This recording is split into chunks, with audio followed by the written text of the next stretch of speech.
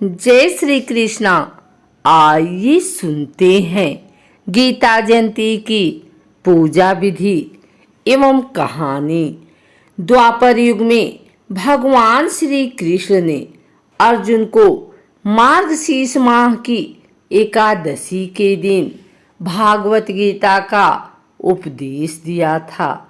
इसलिए इसी तिथि को गीता जयंती के नाम से मनाया जाता है। हिंदू धर्म में यह त्योहार बड़ी धूमधाम से मनाया जाता है।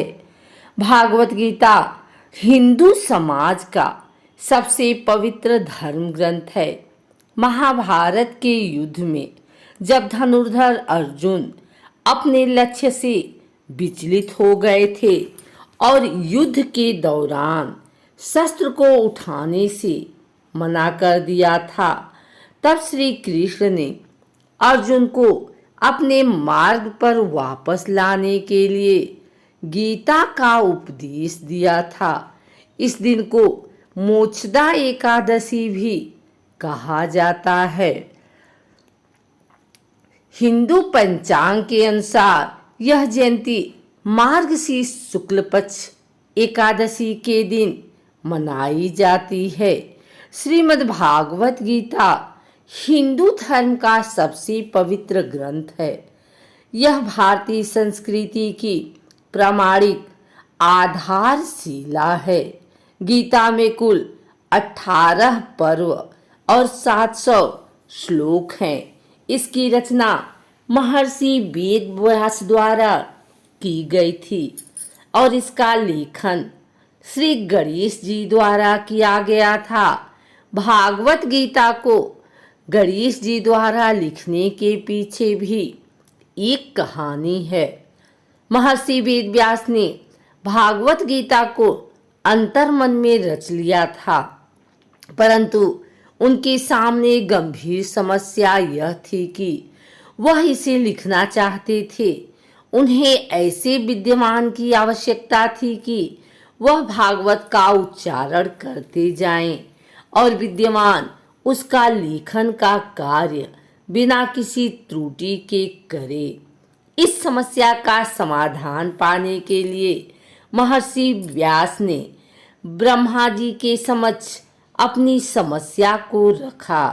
ब्रह्मा जी ने महर्षि विद्या से कहा कि वे इस कार्य में बुद्धि के देवता गणेश की मदद लें।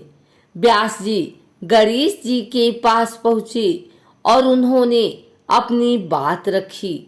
गणेश जी महर्षि व्यास की परेशानी को सुनकर महाभारत का भी लिखने के लिए राजी हो गए।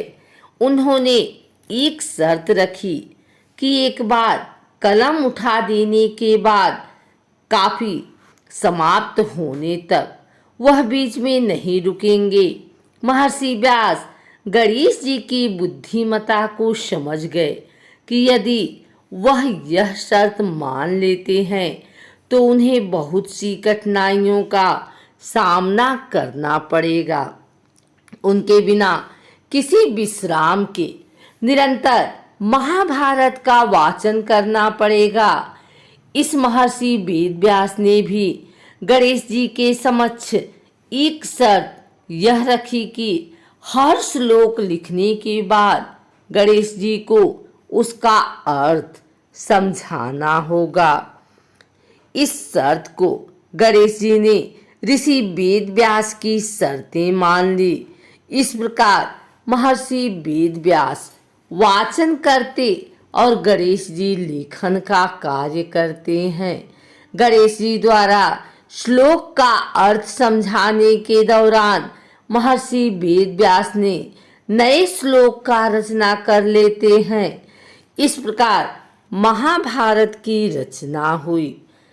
इस दिन सभी घरों में श्रीमद् भागवत की विधिवत पूजा की जाती है। पूरे देश के सभी मंदिरों में श्रीमद् भागवत गीता का पाठ और पूजन किया जाता है। गीता जयंती के दिन लोग उपवास रखते हैं। इस दिन धार्मिक और भजन संध्या का आयोजन किए जाते हैं।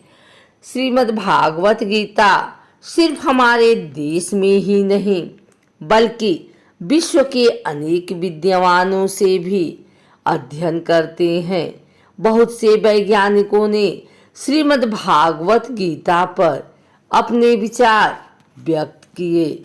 जब मैंने गीता पढ़ी तब मैंने विचार किया कि कैसे ईश्वर ने ब्रह्मांड की रचना की है, तो मुझे बाकी सब कुछ व्यर्थ प्रतीत हुआ।